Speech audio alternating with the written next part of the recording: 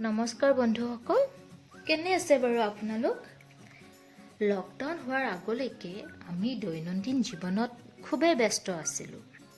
কেতিয়াবা মনৰ অনুভৱবোৰ প্ৰকাশ কৰিবলৈ আহৰি নাছিলে। ইটোৰ পিছত সিটোলৈ দিনটো কেনেদৰে পাৰ হয় ততেই নাপাইছিলোঁ। সুখ দুখ তিতা মিঠা অনুভৱবোৰ যেন মনৰ মাজত হেৰাই গৈছিল।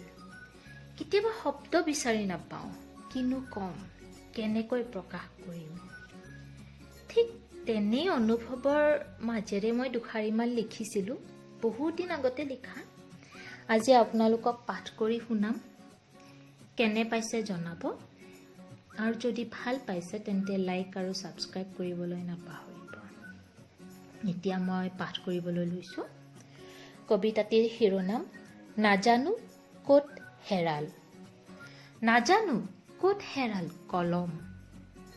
বহুদিনৰ প্ৰয়াস এটি লেখা উলিওৱাৰ, কিন্তু যেন আঙুলিৰ মাজত নৰখে কলম। নাজানো ক'ত হেৰাল কলম, জীৱনৰ যান্ত্ৰিকতাত নে হৃদয়ৰ হাহাকাৰত। শব্দবোৰ অঘৰী, অনুভৱে ৰূপ দিব পৰা নাই অঘৰী শব্দৰ প্ৰকৃত সজাত। নাজানো ক'ত হেৰাল কলম, যান্ত্ৰিক জীৱনে বিলীন কৰিলে নে কাঢ়ি লৈ গ'ল। সৰল অনুভূতিবোৰ লুকাই থাকিল হৃদয়ৰ কোনোবা কোণত। নাজানো ক'ত হেৰাল কলম, হৃদয়ৰ হাহাকাৰে সুখ দুখ তিতা মিঠা আবেগৰ মাজত হেৰাল কলম। হেৰাই গ'ল সৃষ্টিৰ আৰু শব্দৰ দলিচাখন।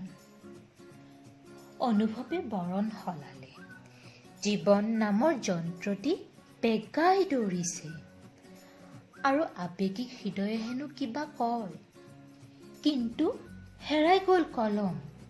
শব্দবোৰ অঘৰী হৈ ৰ'ল এটি সজাৰ সন্ধানত। নাজানো ক'ত হেৰাল কলম। ধন্যবাদ। কেনে পাইছে মতামত জনাব বুলি আশা ৰাখিলোঁ। ধন্যবাদ।